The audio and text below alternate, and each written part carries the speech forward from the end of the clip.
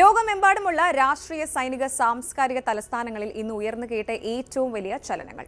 ഒരു വശത്ത് ഇന്ത്യയും റഷ്യയും തമ്മിലുള്ള പാരമ്പര്യ സൗഹൃദം സുഖോയ് 57 പോലുള്ള അത്യാധുനിക പ്രതിരോധ ഡീലുകളിലൂടെയും കൂടംകുളത്തെ ആണവ സഹകരണത്തിലൂടെയും പുതിയ അധ്യായം കുറിക്കുകയാണ്. ഒപ്പം US ഓസ്ട്രേലിയ കൂട്ടുകെട്ടിന്റെ പുതിയ മാനവും. മറുവശത്ത് പാകിസ്ഥാൻ സൈനിക ഘടനയിൽ ഒരു നിർണായക ചേഞ്ച് സംഭവിച്ചിരിക്കുന്നു. അസീം മുനീർ എന്ന ഫീൽഡ് മാർഷലിലൂടെ അധികാരം കൂടുതൽ കേന്ദ്രീകൃതമാകുമ്പോൾ അയൽ രാജ്യങ്ങളുടെ പ്രതിരോധ നയതന്ത്രം ആകാംക്ഷയോടെ ഉറ്റുനോക്കുകയാണ്. അതേസമയം യുറേഷ്യൻ വേദിയിൽ ഇന്ന് സംഗീതമല്ല, ധാർമ്മികതയാണ് മുഴങ്ങുന്നത്. ഇസ്രായേലിന്റെ പങ്കാളിത്തത്തിൽ പ്രതിഷേധിച്ച് 4 യൂറോപ്യൻ രാജ്യങ്ങൾ ബഹിഷ്കരണം പ്രഖ്യാപിച്ചതോടെ കലയും രാഷ്ട്രീയവും തമ്മിലുള്ള അതിർവരമ്പ് വീണ്ടും മാഞ്ഞുപോയിരിക്കുന്നു. അതിലും ഗൗരവകരമായി യുദ്ധം കാരണം യുക്രൈൻ ഒരു ജനസംഖ്യാ തകർച്ചയുടെ വക്കിലാണ്. ആഗോള രാഷ്ട്രീയത്തിലെ ഈ തീവ്ര സംഭവ വികാസങ്ങളെല്ലാം പരിശോധിക്കാം. വെൽക്കം ടു ലൂക്ക.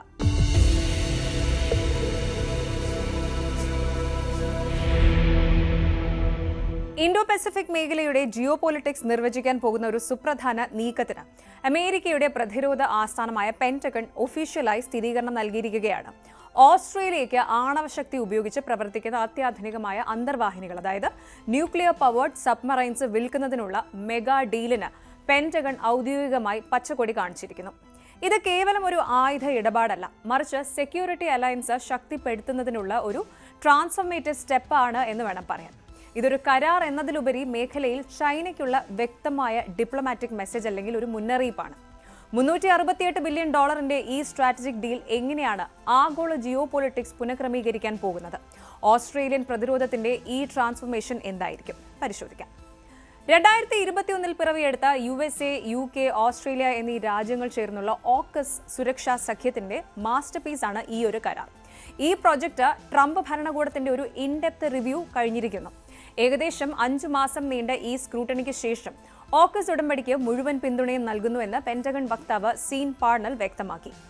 ഈ ഒരു സബ്മറൈൻ ഡീല് ശരിക്കും ഇന്ത്യയുടെ നാഷണൽ ഇൻട്രസ്റ്റിനെ പല വിധത്തിൽ സ്വാധീനിക്കുന്നുണ്ട് എന്നൊരു പ്രത്യേകത കൂടിയുണ്ട്. ഇവിടെ ഇന്ത്യയുടെ പ്രതികരണം സങ്കീർണവുമാണ്. ഓക്കസ് സഖ്യത്തിന്റെ ഭാഗമല്ല എങ്കിലും ഇന്ത്യയും ഈ 3 രാജ്യങ്ങളും ഉൾപ്പെടുന്ന ക്വാഡ് കൂട്ടായ്മയിൽ അംഗമാണ്. എന്തായാലും ആദ്യം തന്നെ ഈ ഡീലിന്റെ ഫിനാൻഷ്യൽ ആസ്പെക്ട്സ് ഒന്ന് പരിശോധിക്കാം. ഓസ്ട്രേലിയ ഈ പ്രൊജക്ടിനായി ഏകദേശം $368 ബില്യൺ ഓസ്ട്രേലിയൻ ഡോളർ, അതായത് ഏതാണ്ട് $240 ബില്യൺ ചെലവഴിക്കാൻ സമ്മതിച്ചിരിക്കുന്നു. മാത്രമല്ല ഈ ഡീല് ഓസ്ട്രേലിയൻ ചരിത്രത്തിലെ തന്നെ ഏറ്റവും വലിയ ഡിഫൻസ് ഇൻവെസ്റ്റ്മെന്റ് ആണ്. ഒരു പ്രത്യേക ടൈം ലൈനിലാണ് ഈ ഡീല് നടപ്പിലാക്കുന്നത്. ഫേസ് 1 2030കളുടെ തുടക്കത്തിൽ അമേരിക്കയുടെ കരുത്തുറ്റ വിർജീനിയ ക്ലാസ് ആണവ അന്തർവാഹിനികളിൽ കുറഞ്ഞത് 3 ഓസ്ട്രേലിയയിലേക്ക് കൈമാറും. കൂടുതൽ ആവശ്യമെങ്കിൽ 2 കൂടി നൽകാൻ സാധ്യതയുണ്ട്. ഇനി ഫേസ് 2 ആണ്. ഫേസ് 1 ശേഷം ഓസ്ട്രേലിയയും ബ്രിട്ടനും ചേർന്ന് വികസിപ്പിക്കുന്ന പുതിയ കസ്റ്റമൈസ്ഡ് അന്തർവാഹിനിയായ SSN ഓക്കസ് ഓസ്ട്രേലിയയിൽ തന്നെ നിർമ്മാണം ആരംഭിക്കും. ഇവിടെ ഒരു പോയിന്റ് ഉണ്ട്. 2021 മുൻപ് ഓസ്ട്രേലിയ ഫ്രാൻസുമായി $50 ബില്യൺ കൺവെൻഷണൽ അന്തർവാഹിനികൾ വാങ്ങാൻ കരാർ ഒപ്പിട്ടിരുന്നു. എന്നാൽ ഗെയിം ചേഞ്ചിങ് ആയ ഈ ഓക്കസ് കരാറിന് വേണ്ടി ഓസ്ട്രേലിയ ആ ഡീല് റദ്ദാക്കി.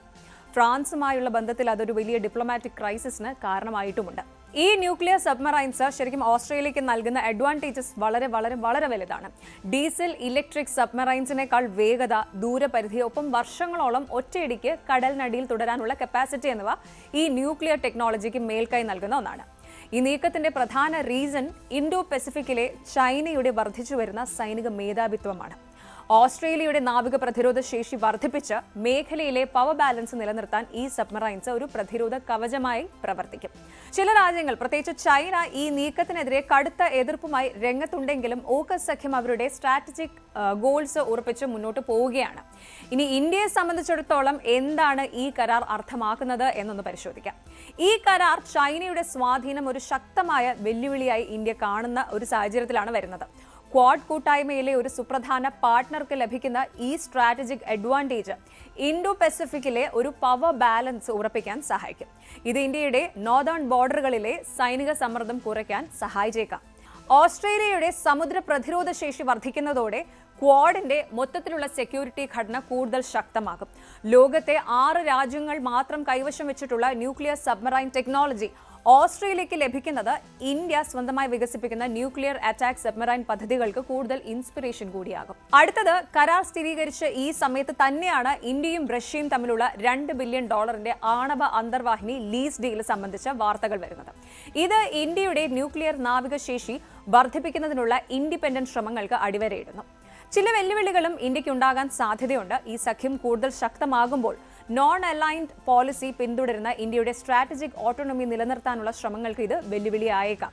ഓസ്ട്രേലിയയുടെ ന്യൂക്ലിയർ സബ്മറൈനുകൾ ഇന്ത്യൻ മഹാസമുദ്രത്തിൽ പതിവായി ഓപ്പറേറ്റ് ചെയ്യാൻ തുടങ്ങിയാൽ അത് ഇന്ത്യയുടെ എക്സ്ക്ലൂസീവ് ഇക്കണോമിക് സോൺ ഉൾപ്പെടെയുള്ള സെക്യൂരിറ്റി ഇൻട്രസ്റ്റിനെ ബാധിക്കുമോ എന്ന ആശങ്കയും ചില വിദഗ്ധർക്കുണ്ട്.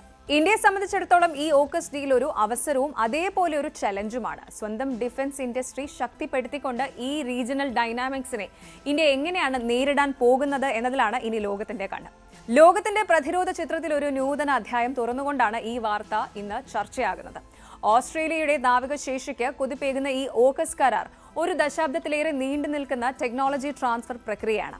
പഴയ കൺവെൻഷണൽ ഡീസൽ അന്തർവാഹിനികളിൽ നിന്ന് ന്യൂക്ലിയർ പവറിലേക്ക് മാറിയ ഓസ്ട്രേലിയൻ ഡിഫൻസ് പോളിസി ഇനി പിന്നിലേക്ക് പോകില്ല എന്ന തീർച്ച. ചൈനയിൽ നിന്നുള്ള എതിർപ്പ് ഒരു വശത്ത് ശക്തമാകുമ്പോഴും ഈ ആണവ സഖ്യം മുന്നോട്ട് പോകുന്നുവെന്നത് ഇൻഡോ പസഫിക്കിന്റെ ഭാവിയെ സംബന്ധിച്ച് നിർണായകമായൊരു പ്രസ്താവനയാണ്. പവർ ബാലൻസ് നിലനിർത്താനുള്ള ഈ വലിയ ശ്രമം വരും വർഷങ്ങളിൽ ഏഷ്യൻ രാജ്യങ്ങളുടെ പ്രതിരോധ നിലപാടുകളെ എങ്ങനെ സ്വാധീനിക്കുമെന്നത് ലോകം ഉറ്റുനോക്കുകയാണ്. ലോകമെമ്പാടുമുള്ള മാധ്യമങ്ങളുടെ ഫ്ലാഷ് പോയിന്റിൽ ഇപ്പോൾ ഡൽഹിയാണ് ഇടം പിടിച്ചിരിക്കുന്നത്. ലോകത്തിലെ ഏറ്റവും വലിയ ആയുധ ഇറക്കുമതി രാജ്യമായ ഇന്ത്യയുടെ പ്രധാനമന്ത്രി നരേന്ദ്രമോദിയുമായി ചരിത്രപരമായ ഡീൽ മേക്കർ എന്ന് പേരെടുത്ത റഷ്യൻ പ്രസിഡന്റ് വ്ളാഡിമിർ പുടിൻ നടത്തുന്ന കൂടിക്കാഴ്ച വെറും ഒരു ഉച്ചകോടി മാത്രമല്ല. ഇത് ആഗോള പ്രതിരോധ വിപണിയെ തന്നെ പിടിച്ചുലയ്ക്കാൻ പോകുന്ന വൻകിട ഡീലുകൾക്ക് സാക്ഷ്യം വഹിക്കുന്ന നിമിഷമാണ്.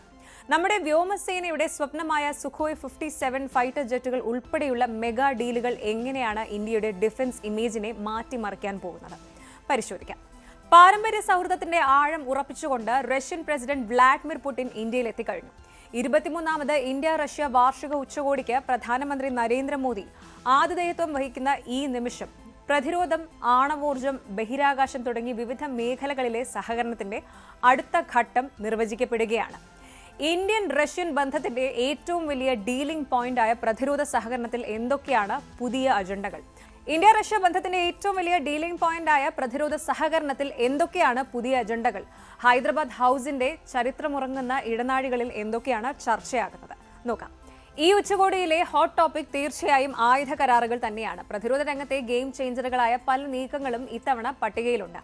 ആദ്യം തന്നെ റഷ്യയുടെ 5ാം തലമുറ യുദ്ധവിമാനമായ സുഖോയ് 57 നെക്സ്റ്റ് ജനറേഷൻ ഫൈറ്റർ ജെറ്റുകൾ വാങ്ങുന്നതുമായി ബന്ധപ്പെട്ട ചർച്ചകളാണ് ഇതിൽ പ്രധാനം. ഇത് ഇന്ത്യൻ വ്യോമസേനയുടെ ഓപ്പറേഷണൽ കപ്പാസിറ്റിക്ക് ഒരു വലിയ ബൂസ്റ്റ് നൽകും. പിന്നാലെ പട്ടികയിലുള്ളത് ബ്രഹ്മോസ് എക്സ്പോർട്ടാണ്. ലോകത്തിലെ ഏറ്റവും വേഗതയേറിയ സൂപ്പർസോണിക് ക്രൂയിസ് മിസൈലായ ബ്രഹ്മോസിന്റെ ഉൽപാദനത്തിലും 3 രാജ്യങ്ങളിലേക്കുള്ള സംയുക്ത കയറ്റുമതിയിലും കൂടുതൽ സഹകരണം ഉറപ്പിക്കാനുള്ള ഡീലിന് സാധ്യതയുണ്ട്. പിന്നെ ഇതിനകം കരാറായ S-400 എയർ ഡിഫൻസ് സിസ്റ്റത്തിന്റെ അവശേഷിക്കുന്ന യൂണിറ്റുകളുടെ ഫാസ്റ്റ് ട്രാക്ക് വിതരണം ഉറപ്പാക്കുന്ന ചർച്ചകളും നടക്കും. പ്രതിരോധം പോലെ തന്നെ നിർണായകമാണ് സിവിൽ ആണവ സഹകരണം. റഷ്യയുടെ ആണവ കോർപ്പറേഷനായ റൊസാറ്റം കൂടൻകുളം ആണവ നിലയത്തിലേക്ക് ഏറ്റവും പുതിയ ന്യൂക്ലിയർ ഇന്ധനം എത്തിച്ചുവെന്ന വാർത്ത ഈ ഉച്ചകോടിയുടെ പ്രാധാന്യം വർദ്ധിപ്പിക്കുന്നു. ഇത് നിലയത്തിന്റെ ഫംഗ്ഷണൽ കപ്പാസിറ്റിക്ക് സുരക്ഷയും കാര്യക്ഷമതയും നൽകും. ഇതുകൂടാതെ കൂടൻകുളത്തെ ഭാവി യൂണിറ്റുകളുടെ നിർമ്മാണത്തിലും അതുപോലെ മറ്റ് ഇന്ത്യൻ സംസ്ഥാനങ്ങളിലെ പുതിയ റിയാക്ടർ നിർമ്മാണങ്ങളിലും റഷ്യയുടെ സഹായം ഉറപ്പിക്കാനുള്ള സാധ്യതകളുമുണ്ട്. ഒപ്പം റഷ്യയിൽ നിന്നും ഇന്ത്യയിലേക്ക് ലേബർ സഹായം നൽകുന്നതിനും ഇരു രാജ്യങ്ങളും തമ്മിൽ കൂടുതൽ പൗര സഹകരണത്തിനും ധാരണയാകാനുള്ള സാധ്യതയും നിലനിൽക്കുന്നുണ്ട്. ഈ ഉച്ചകോടിയുടെ മറ്റൊരു ഹൈലൈറ്റ് എന്ന് പറയുന്നത് പ്രധാനമന്ത്രി നരേന്ദ്രമോദി ആതിഥേയത്വം വഹിക്കുന്ന ഹൈദരാബാദ് ഹൌസാണ്. ഡൽഹിയുടെ ഹൃദയഭാഗത്തുള്ള ഈ ഒരു കൊട്ടാരം വിദേശകാര്യ മന്ത്രാലയത്തിന്റെ ഉടമസ്ഥയിലാണ് ഉള്ളത്. ഈ കൊട്ടാരത്തിന്റെ ചരിത്രം എന്ന് പറയുന്നത് 7ാമത്തെ നിസാമായിരുന്ന മിർ ഒസ്മാൻ അലി ഖാൻ തന്റെ ഡൽഹിയിലെ ആസ്ഥാനമായി ഉപയോഗിച്ചിരുന്ന ഈ കൊട്ടാരം ബ്രിട്ടീഷ് ആർക്കിടെക്ചറിന്റെയും ഇൻഡോ സറാസനിക് ശൈലിയുടെയും മനോഹരമായ സംഗമമാണ്. ഇന്ത്യയുടെ സുപ്രധാനമായ എല്ലാ ബൈലാറ്ററൽ സമ്മിറ്റ്സിനും ആതിഥേയത്വം വഹിക്കുന്നത് ഈ റോയൽ പാലസ് ആണ്. ചരിത്രത്തിന്റെ ഈ ചുമരുകളാണ് ഇന്ന് മോദിയും പുടിനും തമ്മിലുള്ള തന്ത്രപരമായ നീക്കങ്ങൾക്ക് സാക്ഷ്യം വഹിക്കുന്നത്. ഡിഫൻസ്, എനർജി, ടെക്നോളജി എന്നീ മേഖലകളിൽ പരസ്പരമുള്ള വിശ്വാസം ഉയർത്തിപ്പിടിച്ചുകൊണ്ട് മുന്നോട്ട് പോകുന്ന ഈ ബന്ധം ഇൻഡോ പസഫിക് മേഖലയുടെ ജിയോ പൊളിറ്റിക്സിൽ ശക്തമായ ഇമ്പാക്ട് സൃഷ്ടിക്കുമെന്ന് ഉറപ്പാണ്. പുടിന്റെ ഇന്ത്യ സന്ദർശനത്തിന്റെ അന്തിമ പ്രഖ്യാപനങ്ങളും അതിലൂടെ രാജ്യത്തിന് ലഭിക്കാൻ പോകുന്ന നേട്ടങ്ങളെക്കുറിച്ചുള്ള വിവരങ്ങൾക്കായി ലോകം ആകാംക്ഷയോടെ കാത്തിരിക്കുകയാണ്. യൂറോപ്പിന്റെ ഹാർട്ട് ബീറ്റ് സംഗീതത്തിലായിരുന്നുവെങ്കിൽ അതിന്റെ സൗണ്ട് ട്രാക്ക് തീർച്ചയായും യൂറോവിഷൻ സോങ് കോൺടെസ്റ്റ് ആകുമായിരുന്നു. ഓരോ വർഷവും ഫാഷനുകളും അവിസ്മരണീയമായ വോക്കൽസും ആർക്കും പ്രവചിക്കാൻ കഴിയാത്ത വോട്ടിംഗ് പാറ്റേൺസും കൊണ്ട് ഞെട്ടിക്കുന്ന ഈ ഗ്ലോബൽ ഫെസ്റ്റ് ഇത്തവണ ഒരു പൊളിറ്റിക്കൽ സുനാമിയിൽ പെട്ടിരിക്കുന്നുവെന്ന് വേണം പറയാൻ. 2026 യൂറോവിഷൻ സോങ് കോൺടെസ്റ്റ് അതിന്റെ 70ാം ആനിവേഴ്സറിക്ക് തയ്യാറെടുക്കുമ്പോൾ ഗാസയിലെ മാനവ ദുരന്തത്തിൽ പ്രതിഷേധിച്ചുകൊണ്ട് 4 രാജ്യങ്ങൾ തങ്ങളുടെ പാട്ടും പെട്ടിയും ഒക്കെ എടുത്ത് പുറത്തേക്ക് പോയിരിക്കുന്നു. 2026 യൂറോവിഷൻ സോങ് കോൺടെസ്റ്റിൽ ഇസ്രായേലിനെ പങ്കെടുപ്പിക്കാനുള്ള ഡിസിഷനെതിരെ 4 പ്രധാന യൂറോപ്യൻ രാജ്യങ്ങൾ സധൈര്യം രംഗത്ത് വന്നിരിക്കുന്നു. അയർലൻഡ്, നെതർലാൻഡ്സ്, സ്ലൊവേനിയ, സ്പെയിൻ എന്നീ രാജ്യങ്ങളാണ് ഗാസയിലെ ഹ്യൂമാനിറ്റേറിയൻ ക്രൈസിസിൽ പ്രതിഷേധിച്ചുകൊണ്ട് മത്സരത്തിൽ നിന്ന് വിഡ്രോ ചെയ്യുമെന്ന് ഔദ്യോഗികമായി അനൗൺസ് ചെയ്തിരിക്കുന്നത്. ഇത് കേവലം ഒരു സാംസ്കാരിക ബഹിഷ്കരണം മാത്രമല്ല, മറിച്ച് യൂറോപ്പിന്റെ കലയും ധാർമ്മികതയും തമ്മിലുള്ള പോരാട്ടമാണ് എന്ന് വേണം പറയാൻ. യൂറോവിഷൻ അതിന്റെ നോൺ പൊളിറ്റിക്കൽ സ്റ്റേറ്റസ് നിലനിർത്തുന്നതിൽ പരാജയപ്പെട്ടു. ഒരു ട്രാൻസ്ഫോർമേറ്റീവ് സ്റ്റെപ്പായ ഈ തീരുമാനം യൂറോവിഷന്റെ ഭാവിയെ എങ്ങനെയാണ് ബാധിക്കുക? ഈ വാർത്തയുടെ ഡീറ്റെയിൽസ് പരിശോധിക്കാം. യൂറോവിഷൻ മത്സരത്തിന്റെ ഓർഗനൈസേഴ്സായ European broadcasting union EBU general അസംബ്ലിയിലാണ് ഈ സുപ്രധാന ഡിക്ലറേഷൻസ് ഉണ്ടായത്. ഇസ്രായേലിന്റെ പങ്കാളിത്തം സംബന്ധിച്ച് ഒരു സീക്രട്ട് ബാലറ്റ് നടത്തണമെന്ന ആവശ്യം EBU ഡിഫെൻസീവായി റിജക്ട് ചെയ്തിരുന്നു. ബഹിഷ്കരിച്ച രാജ്യങ്ങൾ തങ്ങളുടെ പിന്മാറ്റത്തിന് പിന്നിലെ പ്രധാന ഫൗണ്ടേഷനായി ചൂണ്ടിക്കാണിക്കുന്നത് ഹ്യൂമാനിറ്റേറിയൻ ക്രൈസിസ് ആണ്. ഗാസയിലെ സിവിലിയൻ ഡെത്ത് ടോൾ വർദ്ധിക്കുന്ന ഈ സാഹചര്യത്തിൽ ഇസ്രായേലിന്റെ പങ്കാളിത്തം അംഗീകരിക്കാൻ കഴിയില്ല എന്നാണ് ഇവരുടെയൊക്കെ നിലപാട്. സ്പെയിനിന്റെ ദേശീയ പ്രക്ഷേപകരായ RTVE ബഹിഷ്കരണം പ്രഖ്യാപിക്കുക മാത്രമല്ല, ഇസ്രായേൽ ഈ ഗ്ലോബൽ ഇവന്റ് പൊളിറ്റിക്കൽ പർപ്പസുകൾക്കായി ഉപയോഗിക്കുന്നുവെന്ന ആരോപണവും ഉന്നയിച്ചിട്ടുണ്ട്. അവർ മുന്നോട്ട് വെച്ച പ്രധാന ആശയം യൂറോവിഷൻ അതിന്റെ സാംസ്കാരിക ലക്ഷ്യങ്ങളിൽ നിന്ന് വ്യതിചലിച്ചു എന്നാണ്. അയർലൻഡിലെ RTE തങ്ങളുടെ പ്രസ്താവനയിൽ മോറൽ അക്സെപ്റ്റൻസ് എന്ന വാക്ക് ഉപയോഗിച്ചു. നിലവിലെ സാഹചര്യത്തിൽ പങ്കെടുക്കുന്നത് അയർലൻഡിന്റെ മൂല്യങ്ങളെ ചോദ്യം ചെയ്യുന്നതിന് തുല്യമാണ് എന്നും അവർ വ്യക്തമാക്കി. യൂറോവിഷൻ വേദിക്ക് നേരെ ഉയരുന്ന ഏറ്റവും വലിയ കോൺട്രവേഴ്സി എന്ന് പറയുന്നത് ഡബിൾ സ്റ്റാൻഡേർഡ്സ് പോളിസിയെ കുറിച്ചാണ്. 2022 യുക്രൈനെതിരെ ഇൻവേഷൻ നടത്തിയതിനു ശേഷം റഷ്യൻ ബ്രോഡ്കാസ്റ്ററുകളെ യൂറോവിഷനിൽ നിന്ന് EBU ബാൻ ചെയ്തിരുന്നു. പൊളിറ്റിക്കൽ മോട്ടിവേഷനോട് കൂടിയ സൈനിക നടപടികൾ യൂറോവിഷൻ എന്റർടൈൻ ചെയ്യില്ല എന്നായിരുന്നു അന്നെടുത്ത നിലപാട്. ഈ സാഹചര്യത്തിലാണ് ഗാസയിലെ കൂട്ട നരഹത്യയെ തുടർന്ന് ഇസ്രായേലിനെതിരെ സമാനമായ നടപടി എടുക്കാത്തത് ഡിപ്ലോമാറ്റിക് തലത്തിൽ വലിയ ചർച്ചയാകുന്നത്. അതേസമയം യൂറോവിഷൻ നാഷണൽ ഗവൺമെന്റുകൾ തമ്മിലുള്ള മത്സരമല്ല, മറിച്ച് പബ്ലിക് ബ്രോഡ്കാസ്റ്ററുകൾ തമ്മിലുള്ളതാണെന്നും ഇസ്രായേലിന്റെ കാൻ പ്രക്ഷേപകൻ എല്ലാ റൂൾസും റെഗുലേഷൻസും പാലിക്കുന്നുണ്ടെന്നും EBU വാദിച്ച് നിലയുറപ്പിക്കുന്നു. ഈ റീസണിംഗ് അംഗീകരിക്കാൻ 4 രാജ്യങ്ങൾ തയ്യാറല്ല എന്നതിലാണ് ഇപ്പോഴത്തെ പ്രതിസന്ധി ഉടലെടുത്തത്. ഈ വിഡ്രോവൽ യൂറോവിഷന്റെ ഗ്ലോബൽ ഇമേജിന് നൽകുന്ന ഡാമേജ് വളരെ വലുതാണ്. ഇത് യൂറോവിഷൻ മത്സരത്തിന്റെ പ്രൗഢിയും ജനപ്രീതിക്കും ഇത് വലിയ കോട്ടം വരുത്തും. ലോകമെമ്പാടുമുള്ള ദശലക്ഷക്കണക്കിന് വ്യൂവേഴ്സ് ഈ രാജ്യങ്ങളുടെ ആർട്ടിസ്റ്റുകളെ കാണാൻ ആഗ്രഹിക്കുന്നവരാണ്. ഇത് മാത്രമല്ല, ഈ 4 രാജ്യങ്ങളുടെ ശക്തമായ പൊളിറ്റിക്കൽ സ്റ്റാൻഡ് മറ്റു രാജ്യങ്ങളിലേക്കും സ്പ്രെഡ് ചെയ്യാനുള്ള സാധ്യതയുമുണ്ട്. നോർഡിക് രാജ്യങ്ങൾ ഉൾപ്പെടെയുള്ളവർ യൂറോവിഷൻ പ്ലാറ്റ്ഫോമിൽ നിന്ന് പിന്മാറുമോ എന്ന വലിയ കൺസേൺ ഇപ്പോൾ നിലനിൽക്കുന്നു. ഓസ്ട്രേലിയയിലെ വിയന്നയിൽ വെച്ച് അടുത്ത വർഷം നടക്കാനിരിക്കുന്ന യൂറോവിഷൻ മത്സരം ഇപ്പോൾ സംഗീതത്തിന്റെ സെലിബ്രേഷൻ എന്നതിനേക്കാൾ ഉപരിയായി പൊളിറ്റിക്കൽ കോൺഫ്ലിക്റ്റിന്റെ വേദിയായി മാറിക്കൊണ്ടിരിക്കുകയാണ്. കലയും ഹ്യൂമാനിറ്റേറിയൻ വാല്യൂസും തമ്മിലുള്ള ഈ മൽപ്പിടുത്തത്തിൽ 4 രാജ്യങ്ങൾ തങ്ങളുടെ ധാർമ്മികമായ കടമ നിർവഹിച്ചു കഴിഞ്ഞിരിക്കുന്നു. ഇസ്രായേലിന്റെ പങ്കാളിത്തം സംബന്ധിച്ച ഇഷ്യൂ ഇത്രയും ഹൈലൈറ്റ് ചെയ്യപ്പെട്ട സ്ഥിതിക്ക് യൂറോവിഷൻ സംഘാടകർക്ക് ഇനി വിട്ടുവീഴ്ചയ്ക്ക് ഒരുങ്ങേണ്ടി വരുമോ എന്ന ചോദ്യമാണ് അന്താരാഷ്ട്ര സമൂഹം ഉന്നയിക്കുന്നത്. സംഗീതം അതിരുകൾ മായ്ക്കുന്നു എന്ന് നമ്മൾ വിശ്വസിക്കുമ്പോൾ പോലും യൂറോവിഷൻ 2026 തെളിയിക്കുന്നത് ധാർമ്മികതയുടെ അതിർത്തികൾ നിലനിൽക്കുന്നു എന്നാണ്. 4 രാജ്യങ്ങളുടെ ഈ ശക്തമായ വിഡ്രോവൽ കേവലം ഒരു മത്സരത്തിൽ നിന്നുള്ള പിന്മാറ്റമല്ല, മറിച്ച് കലാരംഗത്ത് പ്രവർത്തിക്കുന്നവരുടെ സാമൂഹിക മനസ്സാക്ഷി ഉണർന്നു എന്നതിന്റെ വ്യക്തമായ സൂചനയാണ്. റഷ്യയ്ക്ക് ഒരു നീതിയും ഇസ്രായേലിന് മറ്റൊരു നീതിയും എന്ന EBUവിന്റെ ഇരട്ടത്താപ്പ് നയം ചോദ്യം ചെയ്യപ്പെട്ടതോടെ യൂറോവിഷൻ മത്സരത്തിന്റെ വിശ്വാസ്യത ഒരു വലിയ റിസ്കിലാണ് എത്തിയിരിക്കുന്നത്. വരും ദിവസങ്ങളിൽ കൂടുതൽ രാജ്യങ്ങൾ ധാർമ്മിക പക്ഷം ചേർന്ന് ഈ ബഹിഷ്കരണത്തിന്റെ ഭാഗമാകുമോ എന്നതിനെ ആശ്രയിച്ചിരിക്കും ഈ വേൾഡ് ഇവന്റിന്റെ ഭാവി തന്നെ. കലയും മാനുഷിക മൂല്യങ്ങളും തമ്മിലുള്ള ഈ പോരാട്ടം എങ്ങോട്ടെത്തുമെന്നത് യൂറോപ്പിന്റെ രാഷ്ട്രീയ ഭാവിക്ക് പോലും നിർണായകമായേക്കാം.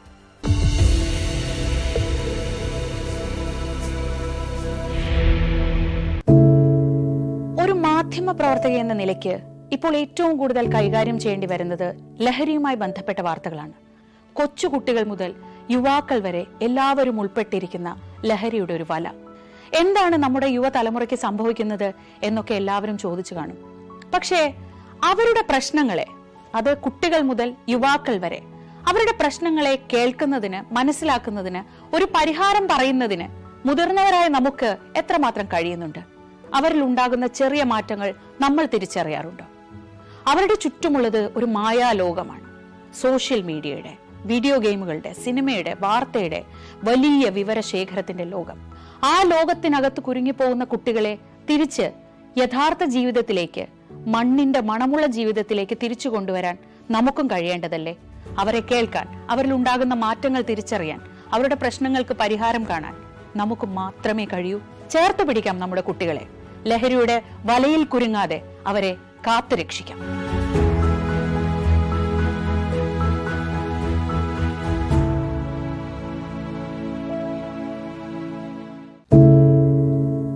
എന്തുപറ്റി നമ്മുടെ നാടിന് എന്ന് ചോദിച്ചു പോകുന്ന കാര്യങ്ങളാണ് ഇപ്പോൾ സംഭവിക്കുന്നത്.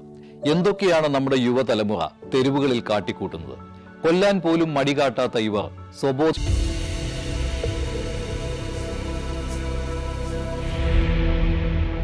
ലോകം യുക്രൈനിന്റെ ഫ്രണ്ട് ലൈനിലെ സൈനിക നീക്കങ്ങളെയാണ് ഉറ്റുനോക്കുന്നതെങ്കിൽ നമ്മൾ ചർച്ച ചെയ്യുന്നത് യുക്രൈനെ കാത്തിരിക്കുന്ന ഏറ്റവും വലിയ സ്ട്രക്ചറൽ ക്രൈസിസിനെ കുറിച്ചാണ്.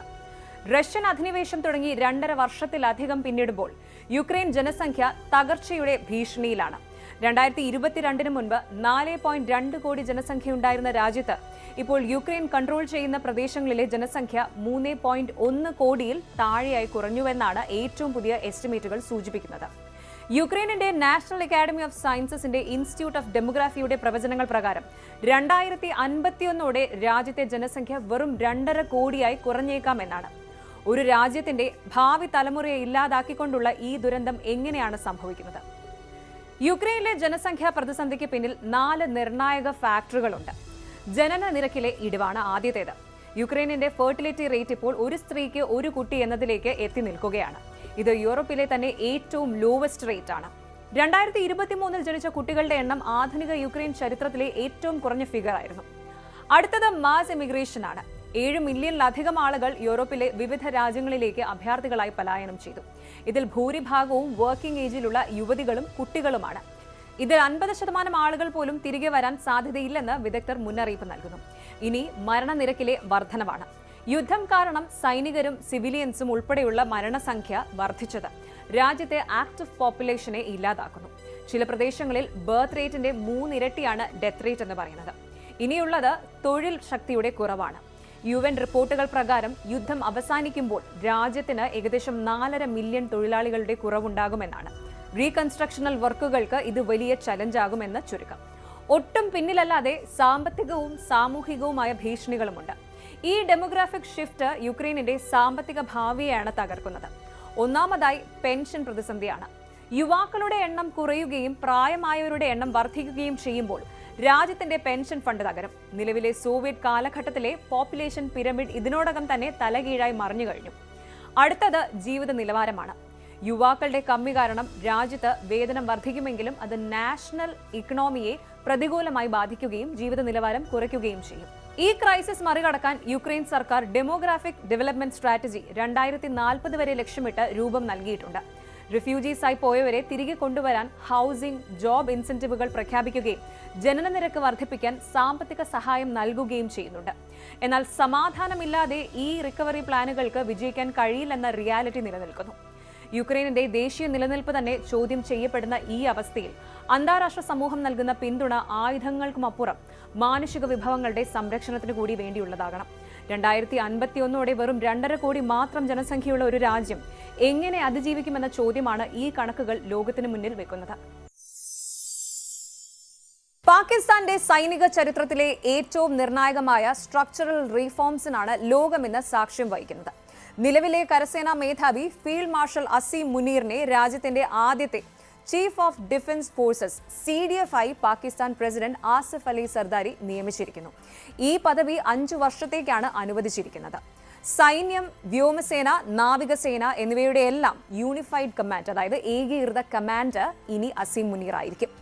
പാകിസ്ഥാന്റെ ഡിഫൻസ് ഡിപ്ലോമസിയിലും സൈനിക അധികാര ശ്രേണിയിലും ഒരു ഗെയിം ചേഞ്ചറായ ഈ നീക്കത്തിന്റെ വിശദാംശങ്ങളിലേക്ക് കടക്കാം. ഈ പുതിയ പദവി യാഥാർത്ഥ്യമായത് കഴിഞ്ഞ മാസം പാസാക്കിയ 27th കോൺസ്റ്റിറ്റ്യൂഷണൽ അമെൻഡ്മെന്റ് വഴിയാണ്. യുദ്ധസമാനമായ ക്രിട്ടിക്കൽ സിറ്റുവേഷൻസിൽ തീരുമാനങ്ങൾ എടുക്കുന്ന പ്രക്രിയ വേഗത്തിലാക്കുക, സേനാ വിഭാഗങ്ങൾ തമ്മിലുള്ള കോർഡിനേഷൻ ഉറപ്പുവരുത്തുക എന്നിവയാണ് CDFന്റെ പ്രധാന റോളുകൾ. നിലവിലുണ്ടായിരുന്ന chairman joint chiefs of staff committee CJCSC എന്ന പദവി ഇതോടെ ഇല്ലാതെയായി. CDF ഇനി മുതൽ 3 സേനാ വിഭാഗങ്ങളുടെയും ഓപ്പറേഷണൽ, അഡ്മിനിസ്ട്രേറ്റീവ്, സ്ട്രാറ്റജിക് കാര്യങ്ങളിൽ അതോറിറ്റിയുള്ള പരമോന്നത സൈനിക ഉദ്യോഗസ്ഥനായിരിക്കും. അസീം മുനീർ CDF ആയതിലൂടെ കരസേനാ മേധാവി എന്ന പദവിയും അദ്ദേഹം ഒരേ സമയം വഹിക്കും. പാകിസ്ഥാന്റെ സൈനികാധിപത്യത്തിൽ ഇതൊരു വലിയ ഷിഫ്റ്റ് തന്നെയാണ്. അസീം മുനീറിന്റെ നിയമനം വൈകുമോ എന്ന അഭ്യൂഹങ്ങൾക്കിടയിലാണ് സർക്കാർ ഇപ്പോൾ ഔദ്യോഗിക വിജ്ഞാപനം പുറപ്പെടുവിച്ചിരിക്കുന്നത്. ജനറൽ ആയൂബ് ഖാനാണ് ഇതിനു മുൻപ് ഇങ്ങനെയൊരു പദവി വഹിച്ചിരുന്നത്. പാകിസ്ഥാന്റെ ചരിത്രത്തിൽ തന്നെ രണ്ടാമത്തെ ഉദ്യോഗസ്ഥനാണ് അസീം മുനീർ. മുൻ പ്രധാനമന്ത്രി ഇമ്രാൻഖാനെതിരെ അസീം മുനീർ എടുത്ത ശക്തമായ നിലപാടുകളും രാജ്യത്തെ കൗണ്ടർ ടെററിസം എഫേർട്ടുകളിലെ ലീഡർഷിപ്പും അദ്ദേഹത്തെ കൂടുതൽ ശ്രദ്ധേയനാക്കി. എന്നാൽ ഈ പുതിയ ഭരണഘടനാ ഭേദഗതി സൈന്യത്തിന് കൂടുതൽ എക്സസീവ് പവർ നൽകുമെന്നും ഇത് ജനാധിപത്യത്തിന് ഭീഷണിയാണെന്നും പ്രതിപക്ഷ പാർട്ടികൾ വിമർശനം ഉന്നയിക്കുന്നുണ്ട്. പാകിസ്ഥാന്റെ നാഷണൽ സെക്യൂരിറ്റിയുടെ പോളിസി മേക്കർ എന്ന നിലയിൽ അസീം മുനീർ വഹിക്കാൻ പോകുന്ന പങ്ക് നിർണായകമാണ്. ഈ പുതിയ സ്ട്രക്ചർ രാജ്യത്തെ സിവിൽ സൈനിക ബന്ധത്തിൽ എന്ത് മാറ്റങ്ങൾ വരുത്തും? കൂടാതെ ഇന്ത്യയുമായുള്ള അതിർത്തി വിഷയങ്ങളിലും നയതന്ത്ര രംഗത്തും ഈ കേന്ദ്രീകൃത കമാൻഡ് എങ്ങനെ പ്രതിഫലിക്കുമെന്ന ആകാംക്ഷയിലാണ് ലോകം. ഇനി ചില സുപ്രധാന ഗൾഫ് അപ്ഡേറ്റുകൾ പരിശോധിക്കാം. GCC രാജ്യങ്ങൾ തങ്ങളുടെ അടിസ്ഥാന സൗകര്യ വികസനത്തിൽ വലിയ കുതിച്ചുചാട്ടം നടത്തുന്നു. GCC റെയിൽവേ പദ്ധതിക്ക് പൊതുവായി അംഗീകാരം ലഭിച്ചത് ഈ മേഖലയിലെ യാത്രാ ചരക്ക് ഗതാഗതത്തിന്റെ ഭാവി മാറ്റിയെഴുതും. 2026ഓടെ സൗദി അറേബ്യ, UAE, ഒമാൻ, മറ്റ് ഗൾഫ് രാജ്യങ്ങൾ എന്നിവ റെയിൽ മാർഗം ബന്ധിപ്പിക്കപ്പെടും. ഇതിനൊപ്പം UAEയും ബഹ്റൈനും തമ്മിൽ യാത്രാ നടപടികൾ ലഘൂകരിക്കുന്ന വൺ സ്റ്റോപ്പ് സംവിധാനം പരീക്ഷണാടിസ്ഥാനത്തിൽ നടപ്പാക്കുന്നത് യാത്രാസമയം ഗണ്യമായി കുറയ്ക്കാനും സഹായിക്കും. അടുത്തതായി, സ്വദേശി പൗരന്മാർക്ക് സ്വകാര്യ മേഖലയിൽ കൂടുതൽ തൊഴിലവസരങ്ങൾ ഉറപ്പാക്കുന്നതിനുള്ള സ്വദേശിവൽക്കരണ നിയമങ്ങൾ UAE കൂടുതൽ കർശനമാക്കുകയാണ്. നിശ്ചിത ശതമാനം എമിറാത്തികളെ നിയമിക്കാത്ത സ്ഥാപനങ്ങൾക്ക് ഓരോ സ്വദേശിക്കും 1,80,000 ദിറം പിഴ ചുമത്തുമെന്ന മുന്നറിയിപ്പ് നൽകിയിരിക്കുകയാണ്. ഇത് തൊഴിൽ മേഖലയിൽ UAE പൗരന്മാരുടെ പങ്കാളിത്തം വർദ്ധിപ്പിക്കാൻ ലക്ഷ്യമിടുന്നു. UAE പൗരന്മാരുടെ വൻ കടങ്ങൾ എഴുതി തള്ളി. സാമ്പത്തികമായി ദുരിതമനുഭവിക്കുന്ന പൗരന്മാർക്ക് ആശ്വാസം നൽകുന്ന സുപ്രധാന പ്രഖ്യാപനമാണിത്. രാജ്യത്തെ 1435 പൗരന്മാരുടെ 475.154 ദശലക്ഷം ദിറം, ഏകദേശം 1075 കോടി ഇന്ത്യൻ രൂപ വരുന്ന ബാങ്ക് കടങ്ങൾ എഴുതി തള്ളാൻ UAE പ്രസിഡന്റ് ഉത്തരവിട്ടിരിക്കുന്നു. സാമൂഹിക സുരക്ഷ ഉറപ്പാക്കാനുള്ള ഭരണകൂടത്തിന്റെ നിലപാടാണ് ഇതിലൂടെ വ്യക്തമാകുന്നത്. ദുബായിലെ റിയൽ എസ്റ്റേറ്റ് വിൽപ്പന $17.5 ബില്യൺ കവിഞ്ഞതോടെ മേഖല വലിയ വളർച്ചയിലാണ്. പുതിയ വിസ നിയമങ്ങളും ആഗോള നിക്ഷേപകരുടെ വർധനവും ഈ വളർച്ചയ്ക്ക് ആക്കം കൂട്ടി. UAEയുടെ സാമ്പത്തിക ഭദ്രതയും ആകർഷകമായ നിക്ഷേപ അന്തരീക്ഷവുമാണ് വിപണിയെ മുന്നോട്ട് നയിക്കുന്നത്. അടുത്തത്, ഇന്ത്യൻ രൂപയുടെ വിനിമയ നിരക്കിൽ ഗൾഫ് കറൻസികൾക്ക് നേരിയ വർധനവുണ്ടായത് പ്രവാസികൾക്ക് സാമ്പത്തികമായി നേട്ടമായി. രൂപയുടെ മൂല്യം കുറഞ്ഞ സാഹചര്യങ്ങളിൽ പ്രവാസികൾ നാട്ടിലേക്ക് പണം അയക്കുന്നത് വർദ്ധിച്ചു. ഇത് അവധിക്കാല ആവശ്യങ്ങൾക്കും നിക്ഷേപങ്ങൾക്കും പ്രയോജനപ്പെടുത്താൻ അവർക്ക് അവസരം നൽകി. GCC രാജ്യങ്ങൾ വികസനം, പൗരക്ഷേമം, സാമ്പത്തിക മുന്നേറ്റം എന്നീ മേഖലകളിൽ ശക്തമായി മുന്നോട്ടു പോകുന്നു. ഈ പുരോഗതികൾ മേഖലയിലെ പ്രവാസികൾക്കും വലിയ പ്രതീക്ഷയാണ് നൽകുന്നത്. പുടിന്റെ ഇന്ത്യ സന്ദർശനത്തിലെ ബ്രേക്ക് ത്രൂ ഡീലുകളും US ഓസ്ട്രേലിയ കൂട്ടുകെട്ടും മുതൽ യുക്രൈനിന്റെ ഡെമോഗ്രാഫിക് ക്രൈസിസ് വരെയും യൂറോവിഷനിലെ സാംസ്കാരിക പ്രതിഷേധം മുതൽ പാകിസ്ഥാനിലെ മിലിറ്ററി ഹൈറാർക്കിയിലെ മാറ്റങ്ങൾ വരെയും ലോകമെന്ന അനിശ്ചിതത്വത്തിന്റെയും തീരുമാനങ്ങളുടെയും ഒരു സങ്കീർണ ഘട്ടത്തിലൂടെയാണ് കടന്നുപോകുന്നത്. പ്രതിരോധ സഹകരണങ്ങൾ അതിരുകൾ മായ്ക്കുമ്പോൾ സാമൂഹിക മനസ്സാക്ഷി കലയുടെ വേദികളിൽ പോലും ശക്തമായി പ്രതികരിക്കുന്നു. മാനുഷികത ഇപ്പോഴും കലയ്ക്ക് മുകളിലാണ് എന്നതിന്റെ തെളിവാണിത്. ഈ എല്ലാ സംഭവ വികാസങ്ങളും നമ്മുടെ ലോകത്തിന്റെ ഭാവിയെ പുനർനിർവചിക്കാൻ പോകുന്നവയാണ്. ഈ വെല്ലുവിളികൾക്കിടയിലും സമാധാനത്തിനായുള്ള ചർച്ചകളും പുനർനിർമ്മാണത്തിനായുള്ള ശ്രമങ്ങളും സജീവമാണ്. പ്രതിസന്ധികളെക്കുറിച്ചുള്ള ബോധ്യം നിലനിർത്തിക്കൊണ്ട് തന്നെ നല്ല നാളേക്കായി കാത്തിരിക്കാം. Good night.